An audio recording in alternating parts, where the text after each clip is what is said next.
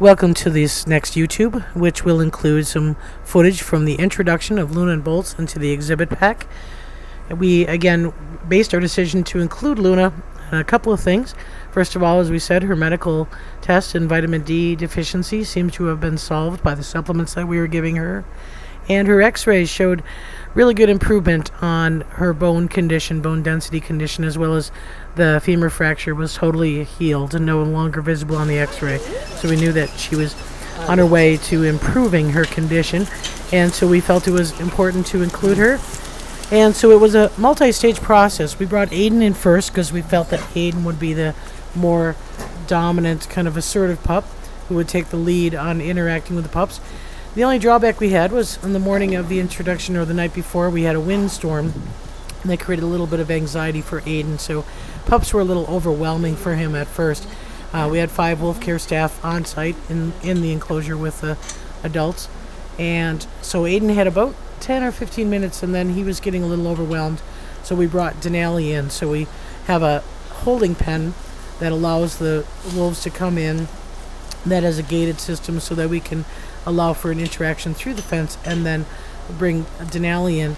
And Denali showed no dominance whatsoever, just kind of ran with the pups, and he actually ran over towards Grizzer. And the real interesting thing about that is Denali showed no dominance at all towards Grizzer, and was just pretty much running with the puppies and wagging his tail and not showing any leadership, not showing any dominance over them, just kind of playing with them.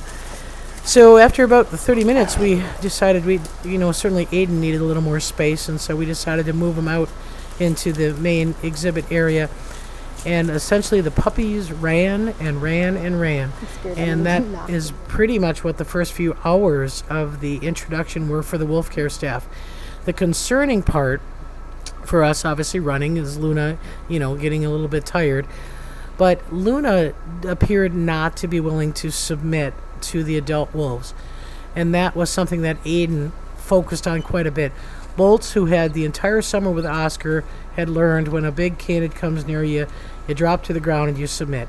And so Luna did not have that same kind of relationship with Oscar because she was under restricted mobility most of the summer and didn't interact with Oscar like Bolts did. So she was at a little bit of a disadvantage in that she didn't know or want to submit. So she was a little socially awkward, and that required Aidan to focus on her a little bit. He didn't focus on her back leg at all. As a matter of fact, neither one of Aidan or Denali paid any attention to her back leg. What they were doing was scruff biting, chin rests, a little bit of a ride up or a dominant paw, foreleg stab, trying to get her to roll over. And she wouldn't. That was a big concern for us with the wolf care staff when we were all watching this and trying to, we can't really teach her to submit. She needs to learn to submit to adult wolves, and that's an attitude problem more than it is a physical problem. So we watched Aidan do several of these kind of scruff bites, a little bit of what we call the kind of grooming behavior, trying to, again, get her to roll over in a submissive posture. The whole time Bolts is submitting, and he's trying to submit because obviously there's a little bit of tension there with Aidan and Luna, and so Bolts would constantly run in and do a submissive greeting while Luna would just kind of run away. Well, running obviously stimulates chase, and so that was a bit of a concern for us, is that she was getting chased a lot and was getting really tired. Finally, she drops to the ground and submits, and once she did, Aidan, basically stopped the interaction. That's what he was seeking, was her to submit, and so that took quite a bit of time for her to kind of figure out. Day 1 had a lot of chasing. Day 2, when we bring the puppies in every morning and night for feeding. On day 2. After the pups came out, we resumed some of that chasing, and that's one of the things where we always say an introduction is not successful until we make it to day 3 or 4. Well, we see if the wolves are the first time they interact with the pups. It's kind of a novelty, and it's kind of exciting, and it's day 3 or 4 when the pups are no longer a novelty that we start to see some of the true behaviors. That's why we have a behavioral team watching them 24 hours a day from Monday until Friday morning at 2 a.m. is the last shift. And so we can have people at the windows try to identify any potential issues that might arise. And we did see a lot of feeding from the pups. There was a deer carcass in the pen from Saturday night's feeding. The pups fed on it. As a matter of fact, they stopped taking food from us when we held them off, and their scats were dark, they were meat filled, they were clearly getting enough resources in the pen. So we have to continue Luna's supplement. Obviously Bolts is all on his vitamin protocol as well, so we're still bringing them in, or bringing them in for weights on the morning shift, and then trying to bring them in at night and trying to encourage them to take some food from us, or at least be able to kind of rest a little bit. We toyed around with the idea of maybe trying to hold them in the medical pen overnight so that Luna could stop, kind of running around on her leg and rest a little bit. But the minute you separate these pups from the adults, they get very anxious. They want to be with the adults, and that's been a challenge for us. The other thing that we did is we brought in some of the pup straw and wood chips so that it smelled like the pups, and we were hoping to give them kind of a place that they could claim, but they didn't. They basically sleep with the adults. They sleep up in the top of the enclosure and have no real interest in being separated from the adults. The pond was a big hit on the first day, not so much on the subsequent days, and we're really glad that we did Luna's spay 2 weeks ago, because obviously with dissolvable stitches, being in the pond would have been an issue, but she clearly had no problems going in. They have not gone in a lot in the last day. Right now I'm 4th day from the introduction. That was pretty much in investigations in the first day and the second day of the introduction. But they do come and drink out of the pond, but they also drink out of the waters, the fresh waters that we have in the enclosure. So there isn't any issues with them consuming enough water. And again, we saw equal amount of interest with Aidan and Denali, but Denali didn't show much dominance. It was really Aidan taking the lead on dominance. Denali would follow them, would kind of chase.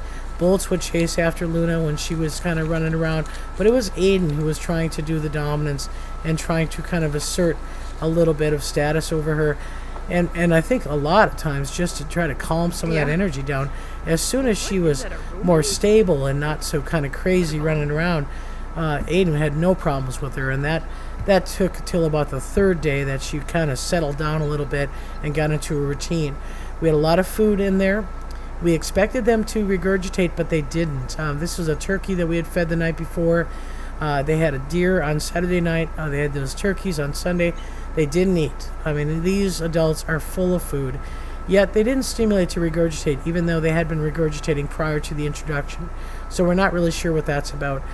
Stimulus was there, but they just didn't regurgitate, and I think some of it may be anxiety that Aidan was feeling because of the windstorm the night before the introduction. The other challenge that we have is Aidan and Denali. When they were pups, they did the same thing. On a hot day, they go down in the hole, and these puppies do not wake up. They do not come out. So it's been a real challenge for us to get them on display. The first day they were out because it was still new. By the 3rd day, they're going down in these den holes that were dug by Kiana in probably 1996.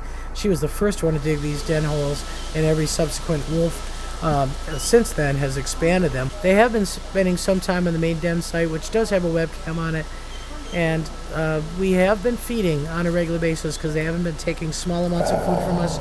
We've been giving them beaver and deer, and you can see here Luna clearly can guard food from the adults. That was her growling, and Denali backed off. So we see some really, like I say, some good associative behavior. Luna's starting to learn how to submit, and that's making it easier for Aidan. One thing we have noticed is that Aidan is starting to guard the pups, and we kind of predicted that. That seemed to be his pattern prior to the pup interaction, but he does guard them from Denali, not so much from Staff, and you'll see him actually, again, look over at Denali and give a little bit of a threat display as Luna is, again, trying to submit, or trying to be taught to submit. But they've kind of settled into a routine. This is Aidan grooming Luna, and Luna standing for it. At no time does she show any fear. She just is very independent, doing what she wants to do when she wants to do it. But they certainly seem to have worked it out. behavioral observations have shown Luna and Aidan doing a lot of social rolling around for each other, which is really a good sign. But the adults are tired. No doubt this has been a very busy week for them, and we're seeing a lot of resting behavior from the exhibit pack, which is hard for the behavioral team, good for the wolves. In the rest of the exhibit, we have given a lot of wood chips this week. That's thanks to Teresa Williams and Andy Nelson, who donated several packages of wood chips. These are, again, to help reduce the fly issues, but give them a comfortable place to lay. And this is Grizzer scent rolling in the cedar chips. And in retirement, they got pine chips. And again, Shadow doing a scent rolling on the pine chips here. And again, just giving them a comfortable place to lay throughout the day. Still see a little bit of shedding that Shadow needs to do, but for the most part, he's pretty well complete. And then with Malik, he's been pretty much staying towards the back of the exhibit, not spending a lot of time in the front. Everyone's pretty well sick of the heat, and this has been the longest heat spell for us, with temperatures above 80 degrees that we've experienced in a long time. But Malik is doing well. It's typical normal behaviors, marking, scraping, feeding real well, and Malik has progressed much better as far as shedding. I'm going to leave you with some pictures that we took on the day of the introduction, and you can see various body postures and activity. It has been an interesting summer, to say the least, with these 2012 pups. So thanks for watching.